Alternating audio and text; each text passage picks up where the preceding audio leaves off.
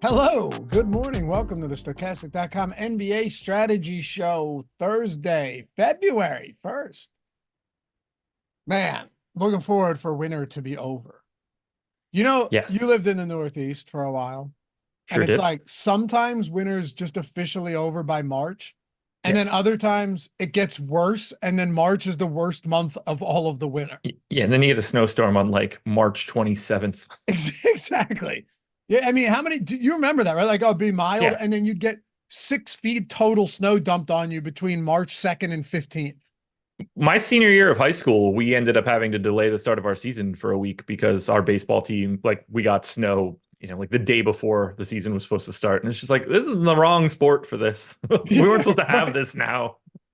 So I'm waiting, man. I'm hoping, but happy to have you guys with us. Welcome to the show. A little 4 game action on a Thursday. I'm Dave Loughran. He's Josh Engleman. Hit that thumbs up. Atone for your sins here on a Thursday morning if you've yet to do so. You probably have yet to do so because the show just started. But subtle reminder: subscribe to the channel. Help us on that steep climb to 100K. And if you're listening or watching after the fact, leave a comment down below. We read, respond to all of them. I had a really fun time reading some of the comments from a few of our most recent shows because I can only imagine. went off the rails. And if you ever want to listen in podcast form, guys, we got you covered.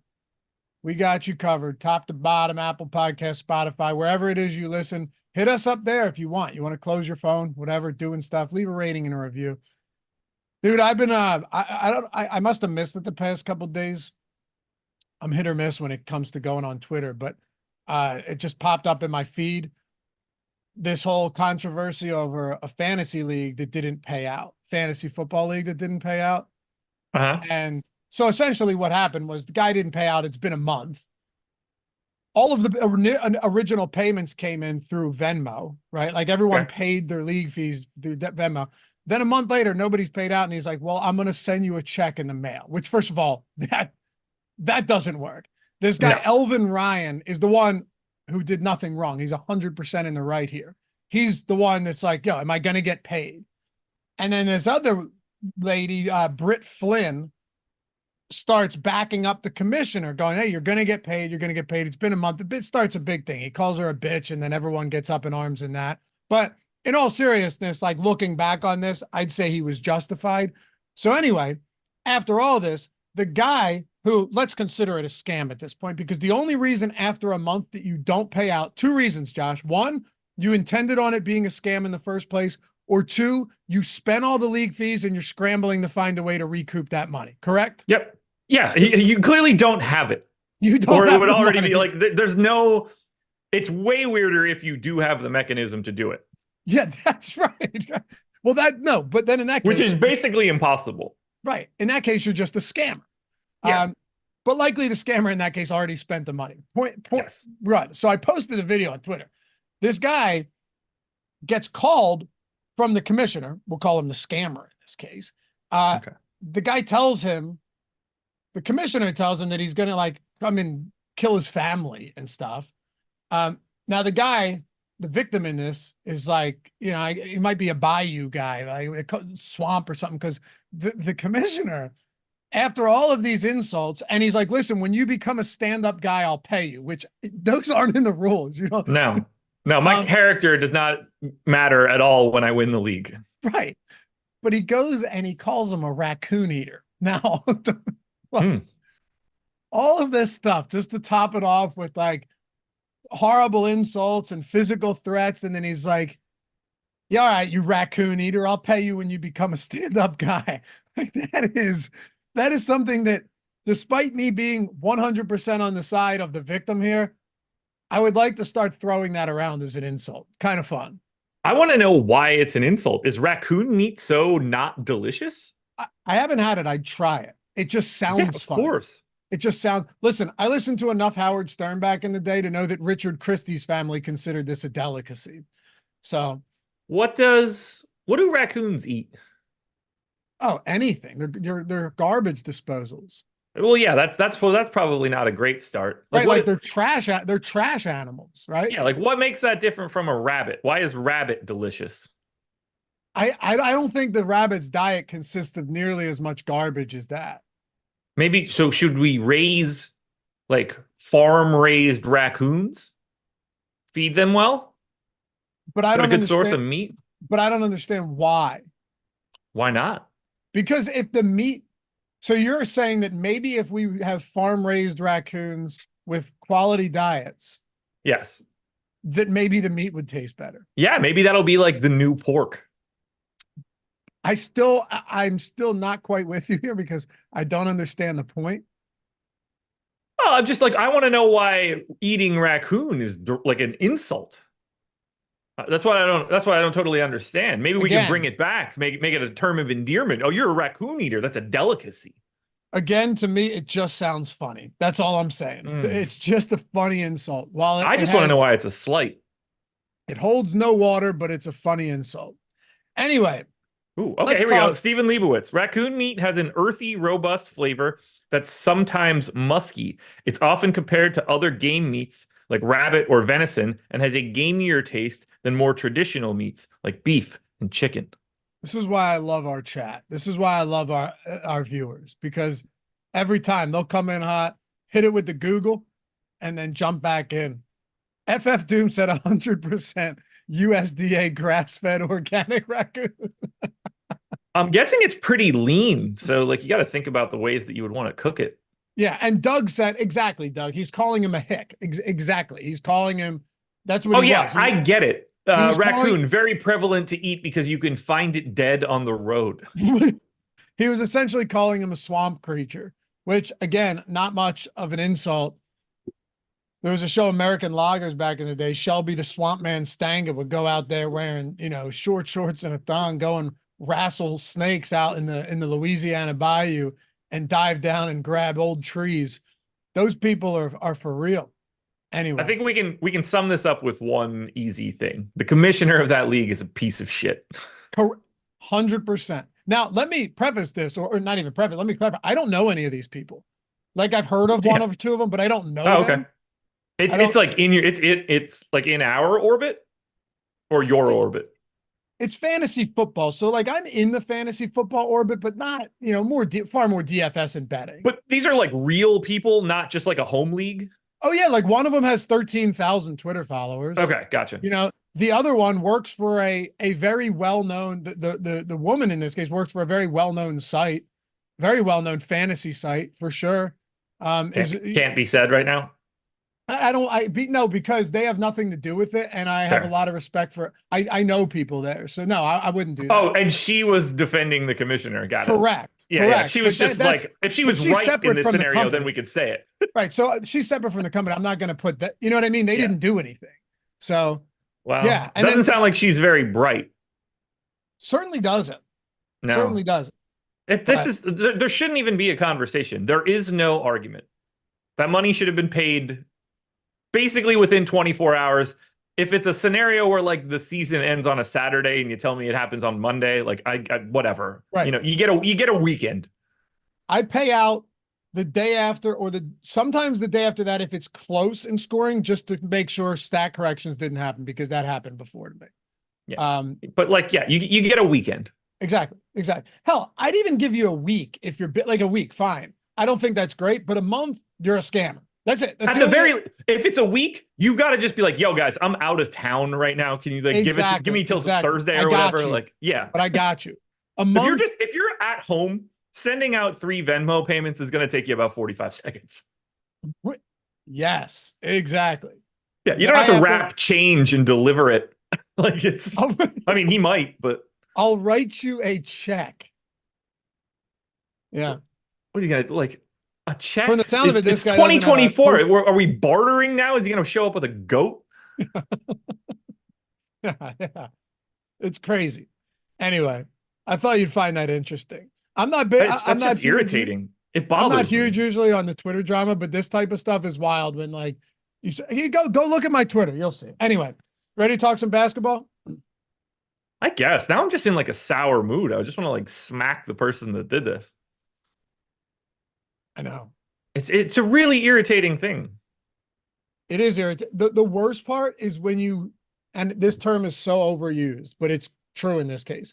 When you gaslight someone into oblivion and going, listen, pal, you're a scumbag. And when you treat people like that, like like you treated her, because obviously, yeah, you're not going to be happy with this woman either.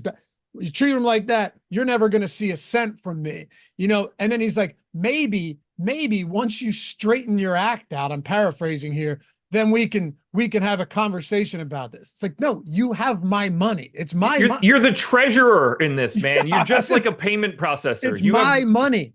Yeah. It's my money. What are you talking about? It's my money, just and I want it now. Holding this for a brief moment. Yeah. You are the organizer of this event. You deserve none of it. Yeah. It's my money. It was never your possession to begin with. It was escrow. That's it. All right. I know that'll fire you up. I actually was digging in. Lakers. It's stuff like that would make me like hurt someone. Like there are so many other atrocities where I just be like, meh. But if you don't pay out the fantasy league almost immediately, like that is a problematic offense. But the insane part is that the commissioner, was the one physically threatening him and his family. Yeah, it's insane. That person is a crazy person.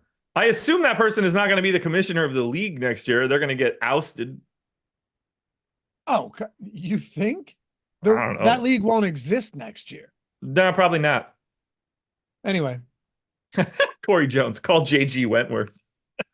Yeah, dude, you weren't picking up on it. I was hitting you with it. It's my money and I need it now. Wow, I don't remember it. You don't remember? It's my money and I want it now, or I need it now. And they were on the bus. No. I can sing the jingle in my head, but that's it. What's the jingle? Called JG Wentworth. 877 cash now. Right. Yeah. That's all I have in my head for it. 7 cash now. Call now. Yeah. JG Wentworth is yeah. It's like you doing the read for being 21 or over to gamble. Yeah, exactly. All right, Lakers and Boston Celtics. LeBron James, Anthony Davis, questionable. You have any thoughts here? I mean, I assume now we're just projecting both of these guys in, right? Yeah.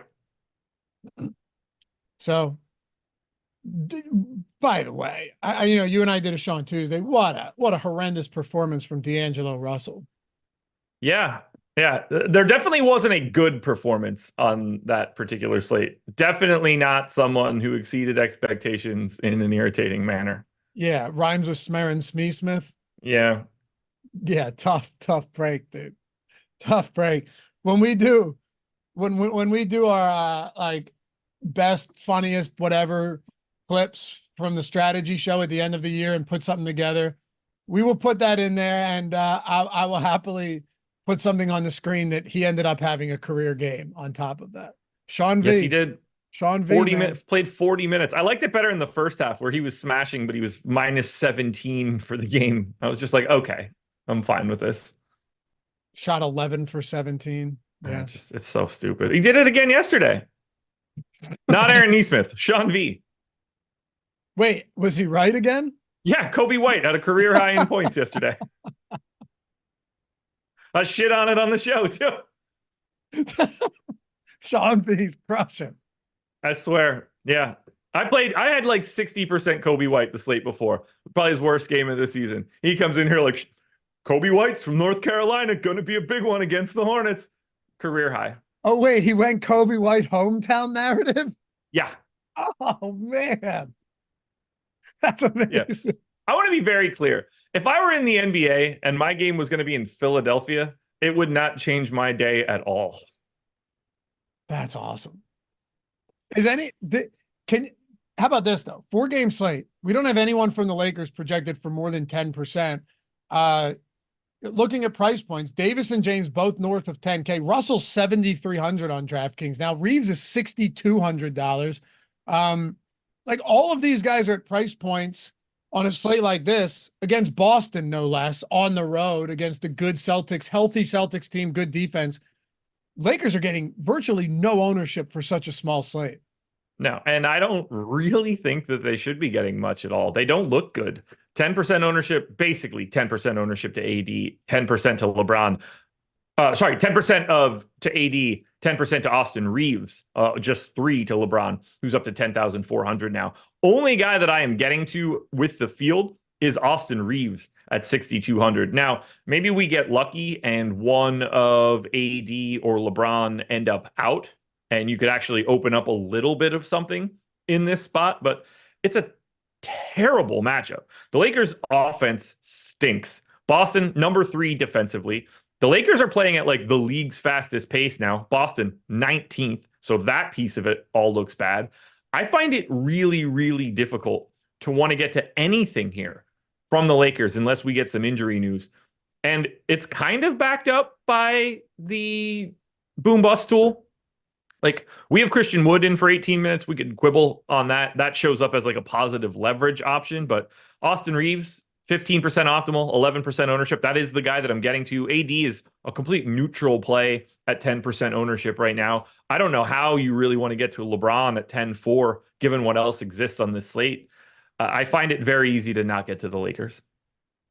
Me too. And oh, by the way, we had a super chat from Rob earlier, and he said, let me just pull this up. I think it was Rob. It was. Yeah, Rob, he said, hey guys, I DM my top 3 finish, but haven't received a response from the free month of any package. First of all, congrats. Can either of you help me out? You didn't need a super chat, brother. I would have helped you out with that regardless. Just email us, support@stochastic.com. Jordan, if you want to throw that email in chat for Rob, that would be helpful here. Yeah, just email us and we'll get you set up, man. Yeah. And Nick and Ian, welcome to Stochastic, man. Yeah. Join it. Got the sweet badges. Join the family. The other side, though, with Boston, and certainly not the worst matchup you could get. Sean V coming in hot, saying that Jason Tatum, best play from this game. He is getting 15%. Holiday at 6,300, point guard, shooting guard, getting 21%. Porzingis at 18. Derek White getting 13. Again, in context with a 4-game slate, this is not a super high-owned team, but no.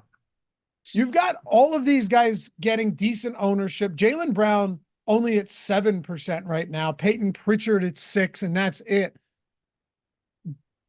I don't want to ask you like, hey, what do you think of Boston? But do you think there are priorities for Boston or a priority for the Celtics today? I do think that Tatum looks the best of anybody. Price came up a little bit, but 9,800, small forward, power forward. He's the best per minute performer on the team, somewhere in that 1.45-ish area. He's 15% owned. That's exactly where I have him. That's exactly where our optimal rate has him. You get Drew Holiday, who I think is a little over-owned. Personally, I'm getting a little bit less, but we have him as the best option from Boston. 22% optimal, 21% owned. I am getting some Drew, just not up to the 20% range. I think Porzingis looks really interesting at 7,500 power forward center on a 4-game slate. Like, that MPE really does help. He's 18% owned, 17% optimal. So all these guys are just coming in on those spots. I don't have nearly as much Derek White at 6,700. He's getting some love, but I am getting to $3,600 Peyton Pritchard. He's 6% owned. I have 16. Just seeing him as a value play on a slate where, at least as of right now, through these 4 games, we don't have pay down options. Helms did have a good point. Said Tatum had his 16th birthday party in this arena. That the late he'll get up for this game. What? I think he's going full Sean V. Clearly, got it. But no, this is actually at TD Garden, right? So I would imagine that yeah, this is in Boston. Okay, I want to look at, before we move off of this game, just look at what the top priced options are on this slate, right? Embiid's out, Josh. So your highest price options are 2 10K plus Lakers. That's what you got. Yeah. And then Mitchell at 99. I would assume Garland doesn't play today, right? No, I assume he does. Really? You think so? Second of a back-to-back after being out an extended period of time? He only played 20 minutes yesterday and he had a broken jaw. I don't think he's going to stop. I don't think it wasn't a lower body injury. So I assume he's playing today. I know, but if he only played 20 minutes, my assumption was just that, like, from a conditioning standpoint, maybe you're right. Yeah. I don't think, I have no reason to suspect he would be out today. I guess so. All right. Well, what do you give him as far as minutes if he played 20 yesterday? Are you trying to go out of order right now, or is this a Darius Garland bit? Just give me an answer. 20 to 24 minutes. Okay. Well, I'm saying I'm talking about the high priced options, and Mitchell's almost $10,000. Gotcha. So now I see where you're going. Yeah. That makes a difference. if we're playing, if you have Garland in and you have him playing, a significant amount of minutes, and then it's 9,800 Tatum, $9,600 Brunson with Randall out, Halliburton at 9,400, Maxey if Embiid doesn't play at 9,100. So all I'm saying is there are a lot of players in this 8 and 9K range today, but there's nothing really solid all the way at the top. No, the best play of today is Jalen Brunson, and that's 9,600, which is not exactly like a cost prohibitive price. So yeah, it's like, where do you put Tatum? I'm not asking you about all of them, but like, is he towards the top, the middle, the bottom when it comes to these like 9K players? We have he's 5 second. or 6 of them. He's second. Second, okay. Yes, I think Brunson is unassailable 1, and I think Tatum is 2. Okay. What about Maxey if he plays? Looks solid-ish. Points prop is interesting right now. 9,100, 1.25 fantasy points per minute. I find it a little bit easier to like drop down and get like an $8,600 Markkanen today. So far, we'll see if that changes, because you're obviously not going to Tyrese Halliburton at 9,400. And at that point, I think Brunson just looks so much better than Maxey. Even if Embiid is out, Brunson to me is on a different level. So Brunson is kind of blocking me from Maxey right now. Kind of agree with you though with his Markkanen play, because I know he's had a few underwhelming games sprinkled in recently, and that's just kind of to be expected with Markkanen. And yeah, I am bouncing around for a second, just kind of looking at this from like zooming out on this slate. But 8,600 against a no Joel Embiid Sixers team, like the Sixers without Joel Embiid are not good. This is a bad basketball team without Joel Embiid. Yeah. Defensively, they're going to struggle far more. I know Markkanen isn't living in the paint, but still, like, they're less efficient. And yeah, we've seen that recently, coughing up a ton of points. $8,600 Markkanen at home against the Joel Embiidless Sixers team actually looks pretty good. Yeah, it's a good spot. I'd prefer him over Maxey, 9,100. Maxey's efficiency without Embiid has been a real problem. Anyway, hasn't been great. Let's talk about anything else on LA and Boston, or we want to get to the Pacers and Knicks here? Let's get the Pacers and Knicks. All right. So I guess the one thing here is that there's question marks. Halliburton, Mathurin, McConnell, Jalen Smith, all questionable. Do you have all of them in right now? I do. Yeah. Just as have to. Yeah, I was going to say just kind of formality at this point. They're becoming a pain in the ass. They're lucky this game starts at 7:30. No question. But if all of them play, do the Pacers outside of like, I think $6,100 Miles Turner would still probably look pretty good. Yeah, I think he's the best option. How about Aaron Nesmith? I mean, he's pulling the second most ownership, and he's my second most owned dude. 5,400, small forward only. Like that's the usually the most difficult position to fill.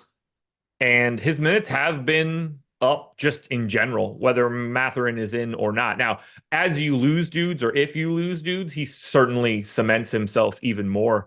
But I don't think you're looking at the Pacers in this matchup against the Knicks, number 6 defense, dead last in pace.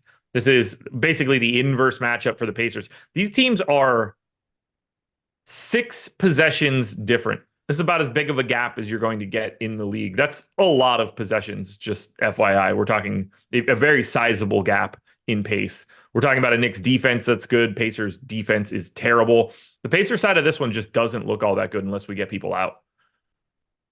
Yeah. Richard Fernandez, Garland hasn't been listed yet. Yeah, second of a back-to-back, so we won't have that yet. Yeah, we'll get that at 1:30. Yeah, even if he was. Pacers look tough here. But one of the guys that you have kind of consistently gone back to, and I think it makes sense, is Miles Turner, just because, and look, center eligible only, it can be tough when it's a deep position, and it oftentimes is. Yeah. But $6,100. What I wanted to ask you before we move on from this team, though, is what do you make of Miles Turner's minutes? He kind of just plays like 28 a game in the aggregate. And I think you just kind of hope for that. 26 last time out, which isn't really what you're looking for. I do think it's interesting that Isaiah Jackson did not see the floor. Keep that in mind that they are basically splitting 48 minutes. They just Turner's all over the place. You just hope you get him on you want to project him for about 28, 27, 28, and you want to hope that it's the day he plays 30 or 31. On the Knicks side, we're finally seeing like the first team that's garnering some real ownership. Yeah. Are there any spots on this site that are like good leverage spots that are getting low ownership right now at 10:30 in the morning? Let me look. Yeah, if you don't mind. I really like Santi Aldama. He's 12% owned. I've got a pretty big stand on him right now. I don't really hate the idea of going to an 8% owned Isaiah Hartenstein on a 4-game slate. Nobody else like really jumping out to me. Walker Kessler a little bit because he's only 4,200 now. I feel like I'm naming a lot of centers. Well, and look, normally I wouldn't ask you this in the middle of a show. The only reason I am is because we literally have what, 1, 2, 3, 4. We have 5 teams that are getting very little ownership on this slate, right? And it's only eight teams on the slate. So when you look at how concentrated ownership is with, the New York Knicks, DiVincenzo, Brunson, Hart, Philadelphia, a lot going to Harris. We'll see some, Paul Reed, whatever. We'll see if Maxey plays. And then Utah's just getting, Utah ownership is preposterous right now. Yeah. But then Cleveland and Boston and Indiana, even Memphis for the most part, Lakers, they're basically with nobody north of 20 and most guys just sitting in single digits. It's a weird 4-game slate, and I don't really think it's going to change all that much. The Jazz really are like a true death sentence for tonight. No part of that's fun. The only really saving grace for Utah is that if Philly holds their Q tags past 8 o'clock, swaps will be really easy because you're going to have so much Utah. That's a good point. Like, Utah is making up 1/3 of all of the ownership today. 262% out of 800 is 33% of the ownership. That is insane. Yeah. So 1/8 of the teams is representing 1/3 of the ownership. Was just going to say the exact same thing. Yeah. So what, 12.5%? 12.5% of the slate is representing 33% of the ownership. Yeah. Yeah. That's why I'm asking, like, do we get away from that? How do we? Well, the problem is some of it's going to look good. It's the ambiguity in who it is for Utah where you start to get a little funny. Yeah, absolutely. By the way, north of 100 likes at 10:30. Thank you, guys. That's good. If they want to watch live before lock, they better hit that thumbs up. Otherwise, you're going to get a black screen tonight. There's no deeper dive, so I got to get that gimmick in. Yeah, don't forget. Keep that in mind as we draw closer to 6 o'clock. All right, let's talk about the Knicks, though. Yeah. DiVincenzo coming off a great game. Not to say he wasn't owned. I think he was like 75% in some contests. Ridiculous. But he was worth every penny and more. Yeah. He's 6,800 now, though. Brunson's 9,600 with Randall out. He's still getting 48% in our stochastic ownership projections. Josh Hart, 41% at 6,300. OG Anunoby, assuming he plays 6,600. Then it falls off a cliff. But those are 3 guys there with 40+% ownership today. I agree with 2 of them right now. I'm over on DiVincenzo and I'm over on Brunson. I think Brunson's the best play on the slate. He's just on a completely different level from a usage perspective with Randall not around. Plays 36, 37 minutes a night. Just incredible. I got him at 1.5 fantasy points per minute here. We got to remember, he's at 1.35 over the last 30 days. I think everybody would be in agreement that Jalen Brunson's rates should go up with Julius Randle off. But the big piece here is the fact that the Knicks get to play the Pacers. This is a terrible defense. This is a very fast-paced team. Jalen Brunson stepping into this role that makes him look significantly better. You take like a 1.4 fantasy point per minute rate, that becomes 1.5 just by playing the Pacers. That's what's making him look so interesting. DiVincenzo, same sort of situation, but 6,800 shooting guard, small forward. He's a 1.1 fantasy point per minute guy here. I just don't know how you avoid something like that, given how flexible his price and salary makes him. Josh Hart's the guy that I don't have. Very limited here on Hart. I have him in for 36 minutes. Maybe that's the limiting factor. Maybe I'm a little light on his minutes, but I think 36 feels about right if OG Anunoby is in. And if that's the case, 6,300 for Hart. He is not a great per minute dude. Normally around 0.8, you want to call it 0.9 on a day like today. I think that's pretty reasonable. I think that ends up with him being a little bit overowned. But the one thing that I will have to do, I might look into giving him an extra minute. The Anunoby status will be big.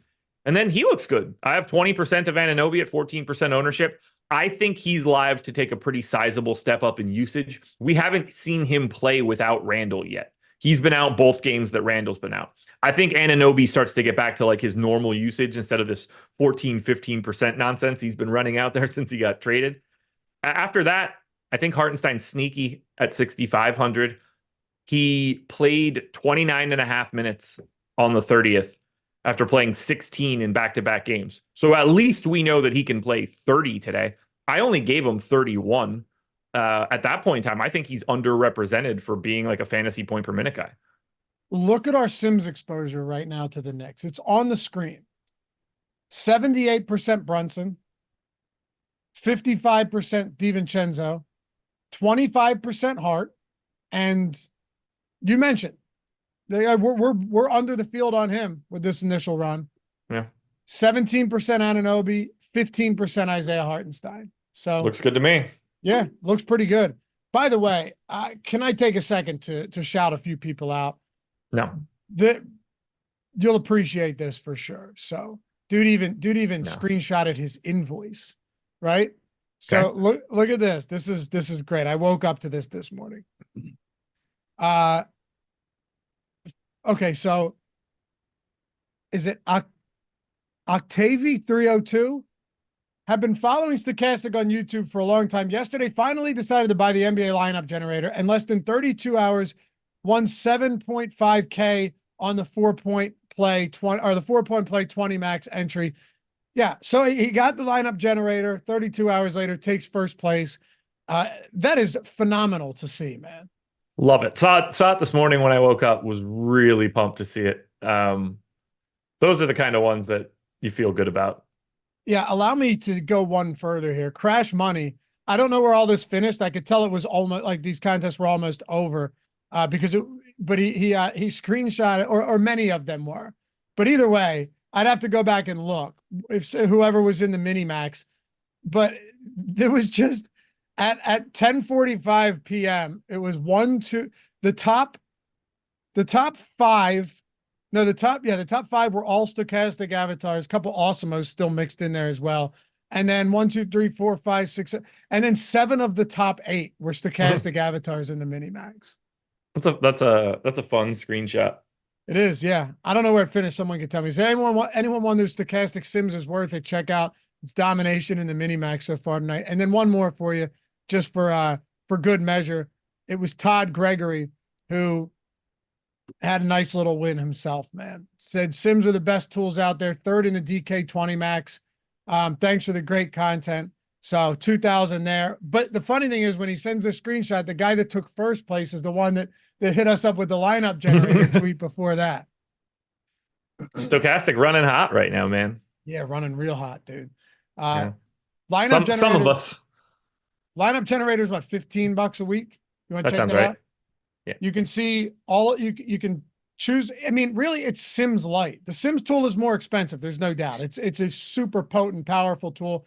All the links to everything in the description and in chat. If you guys ever wanted to check them out, lineup generator or the Sims tool, whether you want to do one sport for a week, a month, or bundle them all, doesn't matter how you want to do it. And if you rock the avatar, you're getting the big discount on that. But yeah, no, it's just cool to see both of these tools because there's nothing worse than having like one tool that's really good, pricey, right? And then another one where it's like, hey, look, this is a lot cheaper, but it's not nearly as good.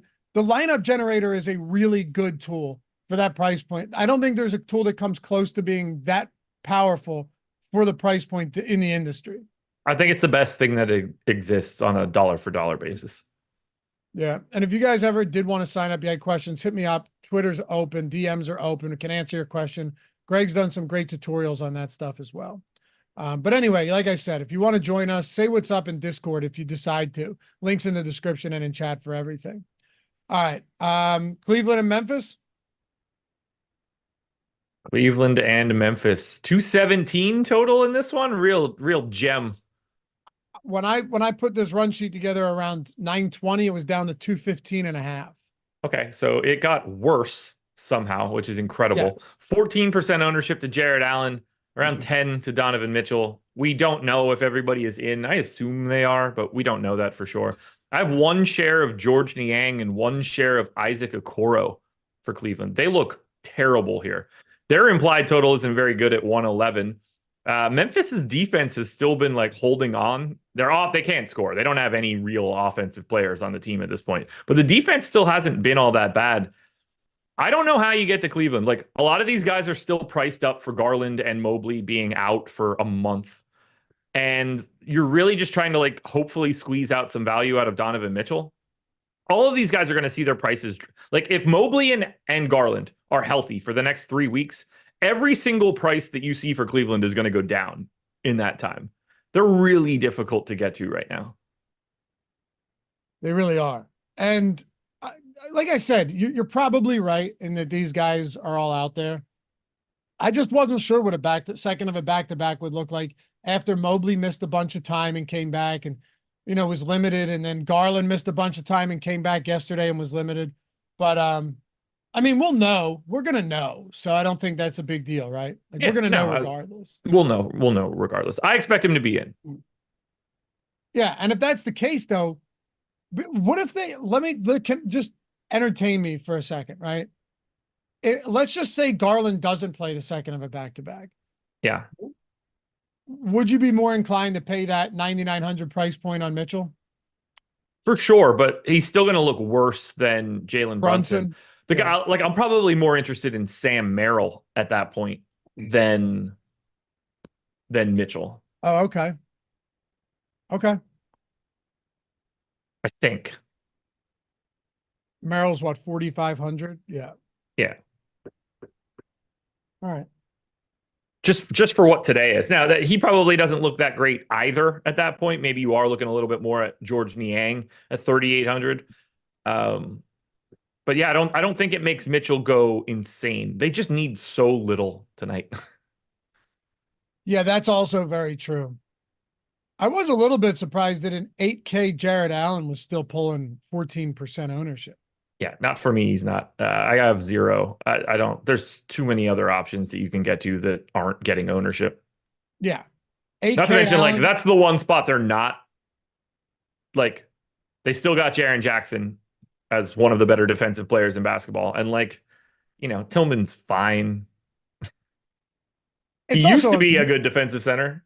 He's been incredible this year. Can't score to save his life. That's what's keeping him off the floor. 52% true shooting for him this year, but plus 3.9 defensive EPM. It's also just a massively gross, low-scoring, slow-paced spot, too. Like, Knicks play at the 4th slowest pace in the league.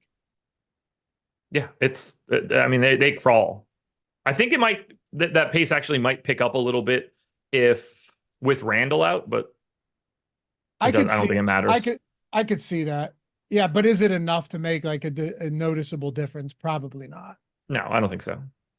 Yeah, I find like Cleveland's a cross-off, really, to me. They are the team with the least amount of ownership on the slate. Yeah, and by the way, I don't know why I mentioned the Knicks. I was still stuck on the last game, so my fault there. But I was talking about the Knicks pace. Messed that one up. Yeah, so what about the other side of this one with the Grizzlies? So you got Cleveland not pulling much love, and the only guy that is right now is an 8K Jared Allen. Memphis on the other side, Luke Kennard doubtful, Derrick Rose still doubtful, Conchar questionable, Zaire Williams out. What a miserable team to talk about every single time they're on the slate. Yeah, I'm very over it, but I have a bunch of these guys. Jackson's 15% owned. Aldama and Pippen and Vince Williams are all around 10. I have 25 of Jackson, 44 of Santi Aldama. I think he looks just great given his price and position. I have 20% of Scottie Pippen. I have 20% of Vince Williams. I think $5,300 Tillman is at least a little interesting. We gave him 21 minutes. I gave him 28 minutes. But this is just one of those situations where I have no idea what this starting lineup's going to be, and I have no confidence. He played massive minutes last time out. If he starts again alongside Jaren Jackson, Tillman played 37 minutes. He played more minutes than any other dude on the team. I think he's live for 32 today.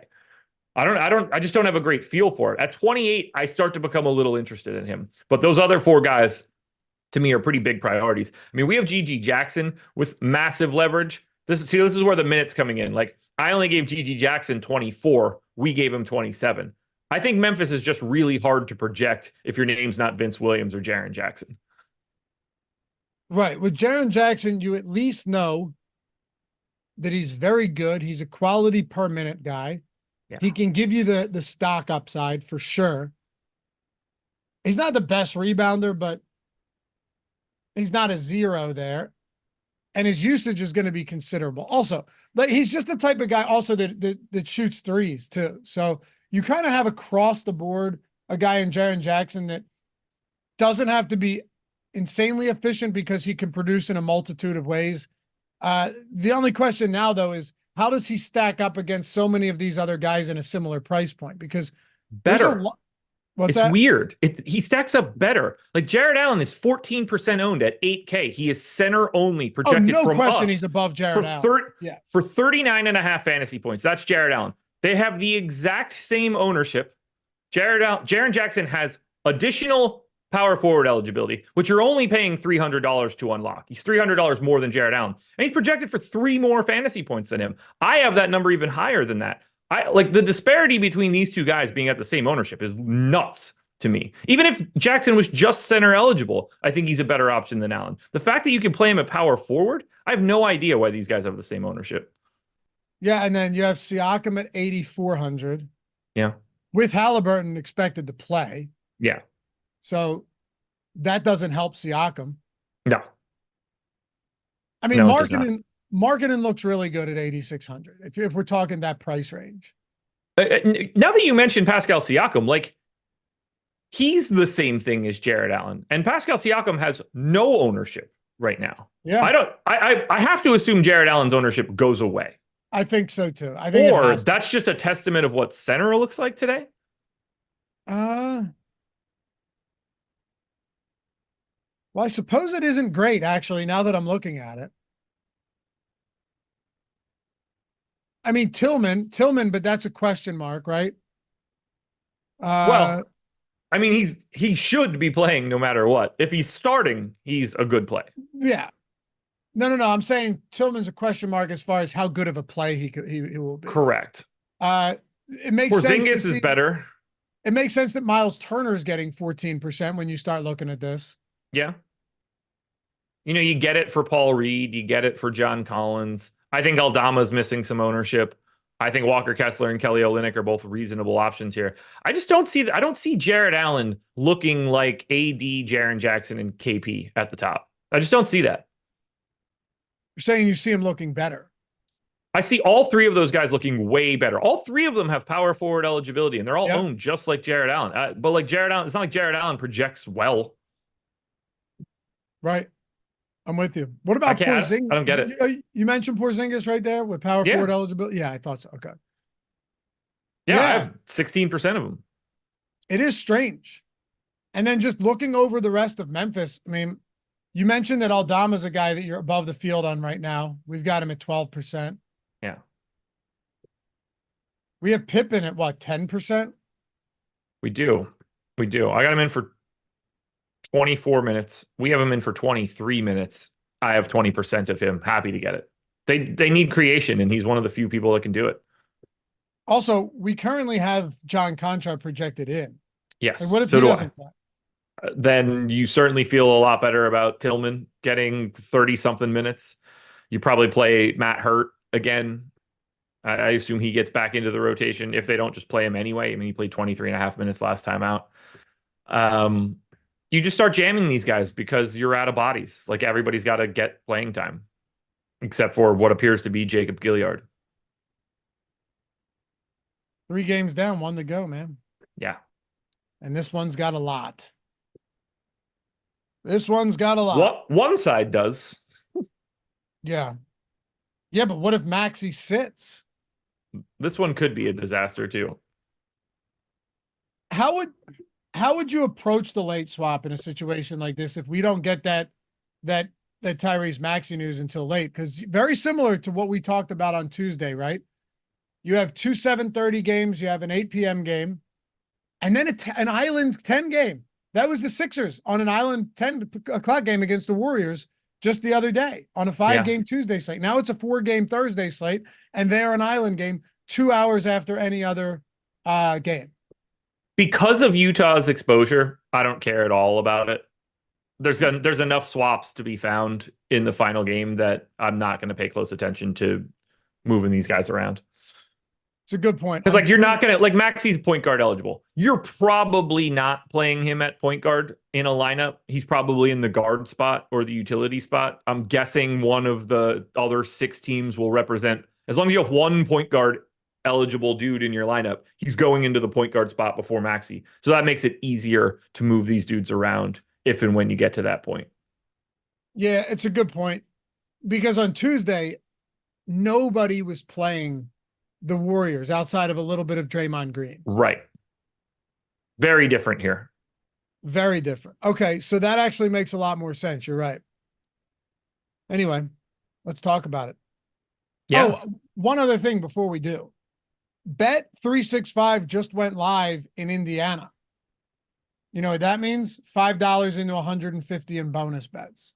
Simplest and way if you're in Indiana, you probably need those bonus bets. That's a state that could sink into the earth. It's the simplest way to collect without having to do anything. 2 minutes to sign up, verify yourself, place a $5 bet, deposit 5, place a $5 bet on whatever you want. Doesn't matter. Could be a 10-leg parlay. In this instance, I'd actually recommend it. Why not? Because if you lose, you're still getting 150 in bonus bets. If you win, you can move from Indiana. If you win, you collect your payout and you still get $150 in bonus bets. Yeah. Worst case scenario, end of the day, I've said it to you guys before. You lose your initial $5 stake and all of your bonus bets, you lose all of those because you just go on a terrible run and you're down, what, $5 at the end of the day? As Ben puts it, you'd be down a lot more because all of those bets you made with the free bets, you would have made with real money elsewhere. Yep, it was very true. Yeah. That is very true. Not just Indiana, though. New Jersey, Ohio, Iowa, Kentucky, Louisiana, Colorado, and Virginia. Add Indiana to the mix, man. So it's only 8 states. Might feel left out, but if you're in one of them, links down there in the description and in chat. Bet 5, get 150 in bonus bets. You take the sign-up offers and the money when it's given to you, Josh, and it's just that simple. I feel like we should relabel some states. Well, you have to be 21 years or older to gamble, by the way. And if you have a gambling problem, you should, for sure, call or text 1-800-GAMBLER. Say it again. I think there should be like a threshold to call a state a state. And I don't think Indiana meets that threshold. Why? Because it sucks. Like, you know how Pluto's not a planet anymore? Yeah, that's just because I think it's like that. We should just get rid of states in the same way. But if you're using Pluto as an example, I mean, your first target's got to be Rhode Island. No, it's not a size thing. It's an inadequacy thing. But they didn't remove Pluto because it sucked. Well, I heard. That's what I heard. Neil deGrasse Tyson told me that. Yeah. I don't know why you have such hatred.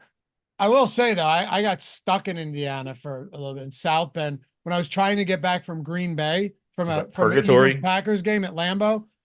We had to drive to Chicago because we couldn't fly out of Green Bay, that little rinky-dink airport with a bunch of puddle jumping planes.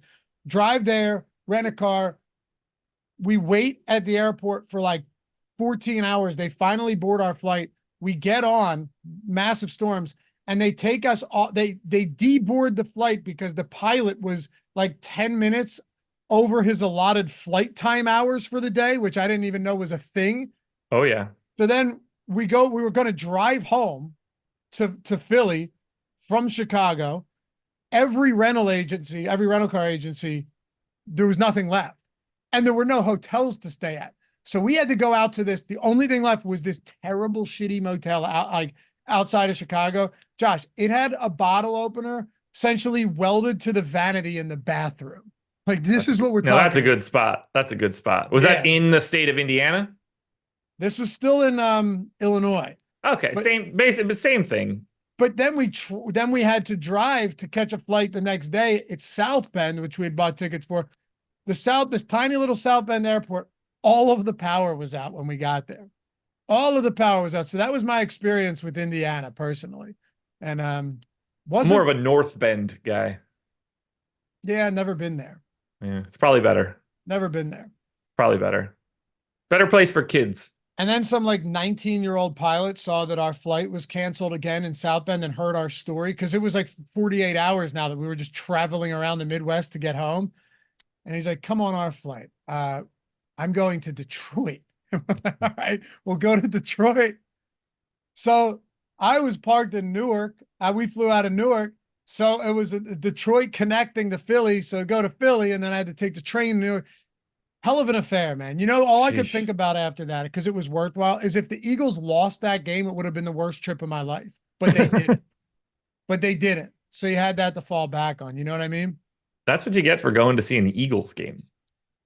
Stop it, man. Lambeau was really cool. It's Green Bay around there. There's not much, but the whole little like community around Lambeau a lot of Field, cheese. Fucking so cool, man. I'm a cheese guy. Cool. I'm a cheese guy. That's a redeeming quality. Yeah, Gajeski lives in Wisconsin and told me he tries not to eat. He doesn't eat dairy. He doesn't eat any cheese. There's a word for that. It's blasphemous, really. That's not mine. I figured it wasn't. All right. Philadelphia 76ers. Joel Embiid is out. DeAnthony Melton's still out. Yes. Maxi's questionable. Batum is questionable. Marcus Morris is doubtful. A lot of moving parts with the Philadelphia 76ers tonight. On the road on a 10 o'clock Island game. Let's have some fun. Let's play 75% Tobias Harris. How's that feel? I mean, at this point, I don't think it's all that crazy. I do not either. Now, I want to say this. If you're looking at the betting markets right now, Tobias Harris has a points prop of 24.5. Kelly Oubre's, Kelly Oubre's at 18.5. I think that came down from the process show. I felt like the props were leaning towards Maxey being out for this one. Maybe that's changing up a little bit. I don't know how you get away from Tobias Harris here. Massive usage bump for him when Joel Embiid is not on the floor. Let's see if I might actually still have this one up, because I'm guessing I didn't pull up Utah. I do. So in games where Harris and Maxey have both played and Embiid did not play, they've had 8 games this season where both of those guys are in. Tobias Harris has a 26% usage rate in those games. Maxey's at 29, but 26% usage rate in the 8 games that he's played without Embiid, and Maxey's still around. That's going to make Tobias Harris look very different in comparison to what he normally looks like. So today, he looks like probably the second best play to me on the slate, maybe third, depending on how you feel about Dante DiVincenzo. And he might look even better than that if Maxey ends up out. Yeah, 23.5, 24.5 point prop for Tobias Harris is significant. Yes, which makes me wonder, like, if we get Maxey in, does that come down to like 21 or 22? I don't think it should. Like, I projected his usage rate correctly, but it can. I don't think it will, and I'll tell you why. Because I'm not convinced that these books are. What you're saying is maybe they're hedging on it, but. I really think that's happening for Oubre, because Kelly Oubre in that same 8-game sample has an 18% usage rate. He doesn't seem to soak up additional offense with Embiid off the floor. Right. So maybe it's a hedge. Maybe it comes down a little. I don't think it comes down significantly, even a little bit, if Maxey plays. Nick Nurse said he was hopeful that Maxey would play today. So there's that. We should know too, because from the report that I read, he's going to test his ankle at shoot around. So if like he goes through a full shoot around, I'm just going to assume Maxey's in. But if he tests his ankle and they're like, yeah, he didn't make it through shoot around, he's out. Yeah. Agreed. Harris looks good. And listen, he's getting a lot of ownership. Don't get me wrong. He's getting a lot of ownership, but it makes perfect sense. But also we're almost, you look at our exposure in the Sims run right now, 86% Tobias Harris at 7K. I have 74. He looks fantastic. Yeah. And not only that, it's not like, oh, okay, no Joel Embiid, but now you're going into Denver to play the Nuggets, Nope. and it's Tobias Harris. You're going into Utah, not on the back-to-back or anything like that, and you're playing the Utah Jazz, who are playing at the 9th fastest pace in the league and have a defensive rating that's 24th in basketball. So the Jazz are an objectively good matchup for any opponent. Kind of. You don't think There's so? only when they're at home, it's a little tricky because they do have the Denver sort of home court advantage. They are also playing at elevation. It doesn't get talked about as much. Denver at home is so good, and defensively they're outstanding. But yeah, you're getting a unimpressive defensive team in Utah that plays at a relatively fast pace. Let me see where they rank in defensive rating at home. Okay, you're right. They improved. It's still middle of the league, like right middle of the road. What's the defensive rating? That's what I'm saying. It's 113. Okay, because they're 118 on the season. Right. So I'm okay. So we might just be looking at two different. So okay, 112.7 at home, and they let me pull pace up for Utah. Still 8th fastest pace at home. Okay. And then on the road, Utah is, let's see, in pace 11th in pace on the road, and oh yeah, okay, you're right. 121.9 defensive rating on the road. That's 27th. So good call. That's a 9-point gap. That's a big difference. However, yeah, the fact that they're still 8th in pace at home, you're going to see possessions, peripheral opportunities, and just added possessions overall. Yeah, absolutely. And again, it's a 4-game slate, so like all of these factors kind of matter a little bit less, but Utah is one of those situations that gets slept on a bit because they do have comparable elevation to the Nuggets. Great call on that. Yeah, I mean, I knew it was improved. I didn't know they were that much worse on the road and that much better defensively at home. It's extreme. That's significant. Yeah. Like, I just want to see Denver. Okay, so Denver on the road, 115 defensive rating. And at home,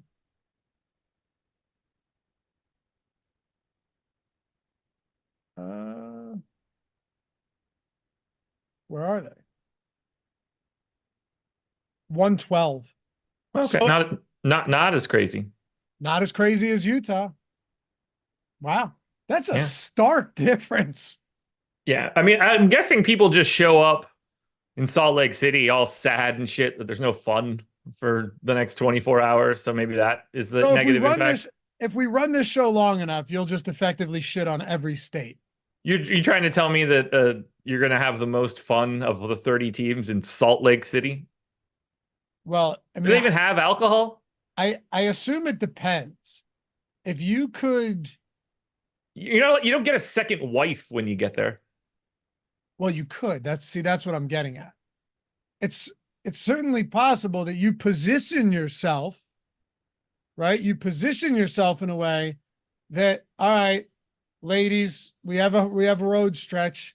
I'll be back, and then get the sheet with the hole in it, and then you return to your 15 wives in the desert. Yeah, they're probably last. They're the last pick.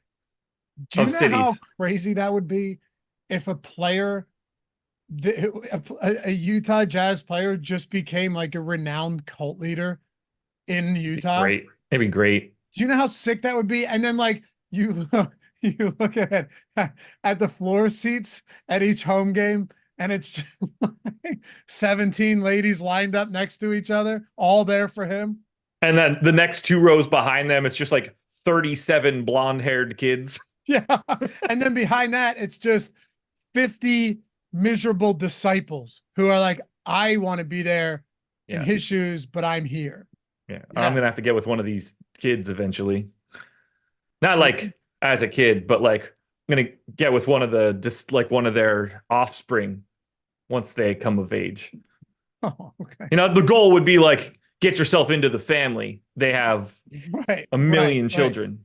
Right. Get yourself into the bloodline. Got a little squirrely on that one. Yeah, you did. I'm glad you clarified. It had to be clarified. Even you got a little serious there for a second. That's not what I mean. That's all right. It just came out wrong. Yeah. That's all right. We corrected. Course corrected. We did. Utah could be fun. Yeah. What's the all right? Before we wrap this up, I want to know from everybody in chat, from you as well, from you, Jordan, what is the one team, location, whatever it may be, Josh, the one team out of all 30 that you would last want to play for if you were an NBA player? It's not even a question. It's the Detroit Pistons. Yeah. Yeah. Not even up for debate. I think you're right. I'm not sure there's anything close, is there? No, not even close. What if the Pistons were really good? I don't know. I mean, like, I guess there's a lot of cheap real estate right now. If you don't mind taking on a tax lien. What if every team was equal as far as talent level and trajectory? What location would you least want to play in? Detroit. Okay. Right? I don't even think it's close. The Pacers. The Pacers are up there, right? Indianapolis. Oh, yeah. You don't like Indiana. So I hate Indiana as a state. It's garbage. But at least they're fans of basketball. You're not getting anything out of Detroit. You're not the Lions. You're not even the Tigers. I am curious. Also, they should be the Bears, too. I am curious. What about Indiana as a state bothers you so much? It's complete nothingness overall. It's the vanilla ice cream of states. Like, it's just who would want it? I think I'd probably go Detroit too. It has to be Detroit. The Thunder. The Thunder is a good one. Someone said in the chat. No, dude, go look at what's going on with Oklahoma City in the autumn. Hella freaking awesome. Oklahoma City is on the come up. I mean, they have had some rough spots in the past, but I think we're long past that. Yeah. But how about this? A builder has just submitted plans to build America's tallest skyscraper in Oklahoma City. That might not be the spot. I would not be doing that in Oklahoma City. That just feels cocky. It does seem like you are a my shit does not stink type of person for sure. Like a type of guy that's like, you know what? I can build the biggest skyscraper and I'm going to do it in Wyoming. It does feel like that would make more sense because there was no Wyoming City bomber back in the day. Oh, that's where you're going with this? That's silly. I would not want to build the tallest skyscraper in a place that when you say the name of the city, everyone doesn't think of the basketball team first. That's just a challenge to psychopaths. Isolated incident, man. Until you build the tallest skyscraper there and somebody's just like, hold my beer, I'm going to be the new dude. That's ridiculous. That is such a ridiculous thought, dude. Really? Yes, I feel that is ridiculous. Oh, I don't think so at all. The act of hubris to put that building in Oklahoma City is insane. Act of hubris. Outside of Tobias Harris. Hold on. Did we get a consensus out of chat here? On what? On which city it sucks the most? Let's see. Yeah, I would not want to play in Portland. Would not want to play in Portland. Yeah, I would. I would not want to play in Portland. I would. Beautiful. I don't think we have a Rose consensus. Garden. I think we just have a lot of people with a lot of different thoughts. I mean, Jeremy Savage said Utah, but I'm black, so I mean, there's a lot of black players on the Jazz. I'm not touching this one. What do you mean? Why? Because there's so many more fun things to say now. All right. Well, anyway. It's Detroit. Cleveland's close for sure. I think we've well established. That's a good one. That's a good one. For it's hard to say Cleveland when Detroit exists. Detroit's just like the shittier version of Cleveland. Yeah. What are you doing with Paul Reed today? At his price. Good try. I appreciate you getting us back. Yeah, we got to get back to this. It's a 4-game slate. Sorry, quarter after 11. Yeah, what are you doing with Paul Reed? I don't have any right now. He's 6K. Like, that's a pretty big price tag. We have him in for 28 minutes. I do not trust that number. I just don't trust Paul Reed in any way. It helps if Marcus Morris is out, but like they have no reason to look at this and just be like, well, maybe it's a Bamba day. Like that happens from time to time. Paul Reed has started. Didn't we just talk about this? We did. Paul Reed has started 10 games. He's played 257 minutes in those games, 25.7 minutes per start. I just think that that's like where you have to put him. Could he play 30? Yeah, but he's just as likely to play 22. No, I hear you. Yeah, we had this conversation on Tuesday, as a matter of fact. Yeah. So like if that's the case, then I don't find him to be all that appealing. He's 18% owned. Like he's certainly a guy you can roster and a guy you can get to, but I prefer some of the other center options. It does become more difficult at $6,000 for sure. Yeah. That's a big price. It is. It's just so weird the last two games. 42 minutes in regulation against Denver, 24 in a blowout through like the first 2.5 quarters against Portland. So as you've said, he started 10 games and as a whole, he's averaged, would you say 26 minutes? Yeah. Right. It's weird that when you see the last two most recent games, that his minutes ticked upward dramatically. Yeah. Yeah, it could, and that could break that direction. Like that would not be surprising at all. But the last two games that Embiid has missed, Paul Reed played 24 and 42. Obviously, the 42 is not what you're expecting. Yeah. Tough to say. By the way, I'm not going to go in on this one, but San Francisco is pretty close at this point for me. Yeah. I assume you could isolate yourself from the madness there, but there's a lot of madness, man. I've been enough over the past decade that it's not ideal. Katie was there 3 weeks ago. So I've seen a lot of videos, but I take a lot of that with a grain of salt because, you know, both sides of the political aisles are trying to politicize things. You know what I mean? All the time, right? Yeah. Most people know where I stand for the most part. Yeah. But like, there was all this, you know, all you ever heard was like Chicago this, Chicago's disgusting, Chicago this. And sure, there are pockets of Chicago that you do not want to walk through in day or night. Nope. However, when I went to Chicago 2 years ago for our trip, I love Chicago. One of the most beautiful cities I've ever been in.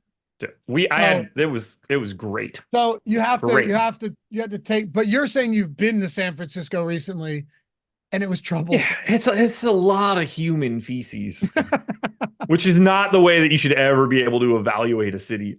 Yeah. And people shouldn't take offense to this if you live in these places. You should be like, yeah, I'm with you.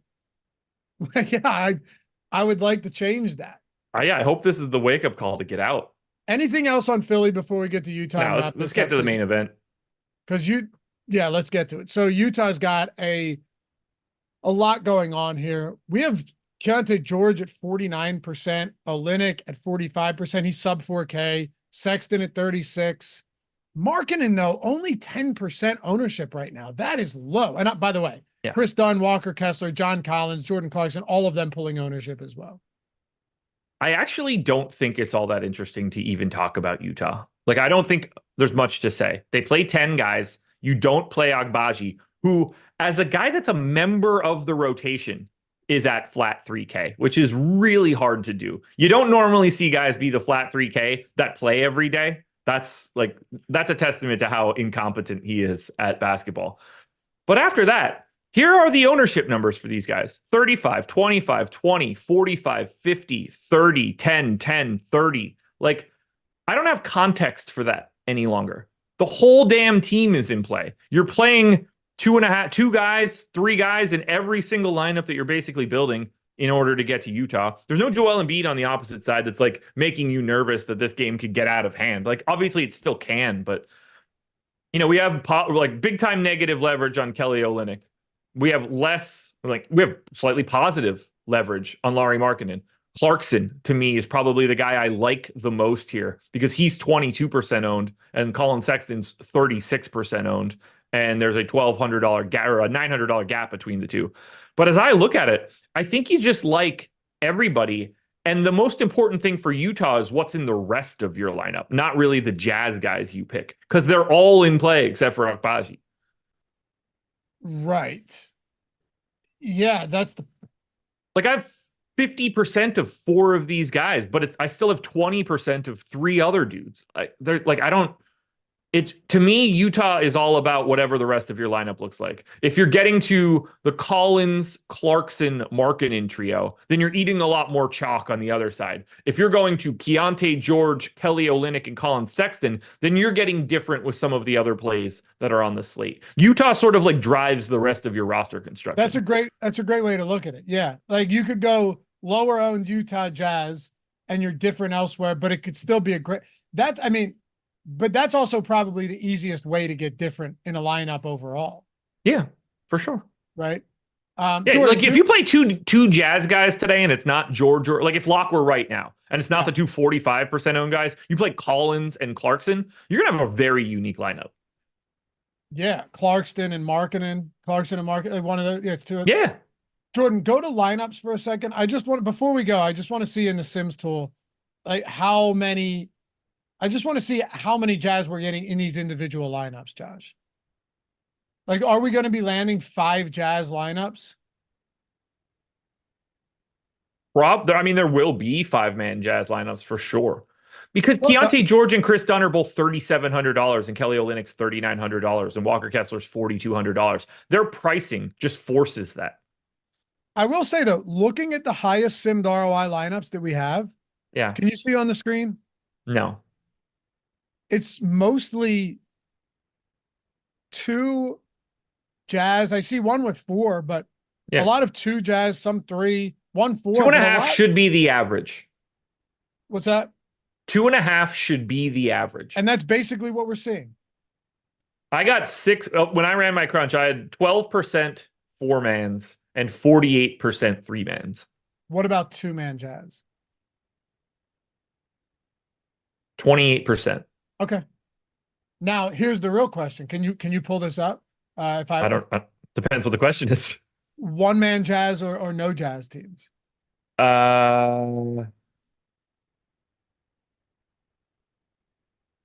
Let's see. So that's going to be 14, 38. 12% of my lineups are either 1 or 0. Okay. Not a lot, but you still have that. Yeah. Where it's not every lineup has multiple Jazz. Yeah.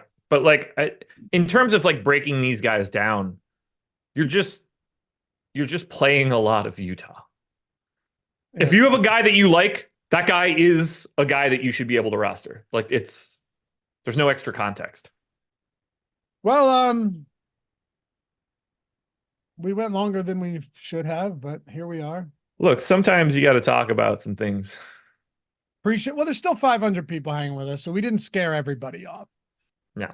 Appreciate you guys doing that and hanging out with us as always. Thank you for choosing Stokastic.com's YouTube channel as your daily source of content and entertainment. For that, we're appreciative. We are. Follow Josh at Josh Engleman, me at Lafayette_D. Shout out to Jordan Klein for producing this one, and we will see you back here for the next one. Peace.